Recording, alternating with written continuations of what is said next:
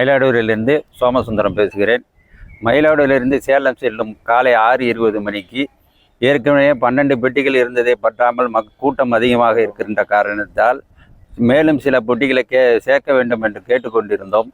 ஆனால் தற்பொழுது இன்று முதல் மெமோ ட்ரெயின் 8 பெட்டிகள் கொண்ட ஒரு ட்ரெயினை அறிமுகப்படுத்தியுள்ளனர். இதனால் மக்கள் கூட்டம் இங்கே மயிலாடுதுறையிலேயே ஃபில்லாகி விடுகிறது. மற்றும் கும்பகோணம், தஞ்சாவூர், திருச்சி வழியாக சேலம் வரை செல்லும் மக்கள் எல்லோரும் மிகவும் அவதிக்கு உள்ளாவார்கள். ஆகையினால் ஏற்கனவே இருந்த 12 பெட்டிகள் உள்ள சீட்டில் உட்காரும் வசதி 4 நாளும் 8ஆக இருக்கும். ஆனால் தற்பொழுது ஒரு சீட்டில் 2 பேர் உட்காரக்கூடிய அளவு தான் இருக்கிறது. அதனால் இங்கேயே மக்கள் நின்று கொண்டு சேலம் செல்லும் நிலைமை உருவாகி இருக்கிறது. இதை உடனடியாக ரயில்வே நிர்வாகத்துக்கு தெரிந்து பலமுறை சொல்லியும் இன்று முதல் இந்த ட்ரெயினை அறிமுகப்படுத்தியுள்ளனர்.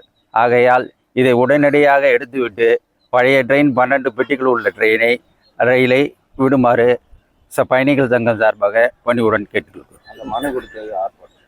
மனு கொடுத்துருக்கிறோம்.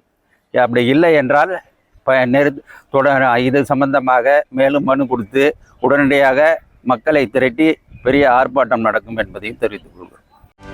செய்திகளை உடனுக்குடனும் துல்லியமாகவும் தெரிந்து கொள்ள சப்ஸ்கிரைப் பண்ணுங்க.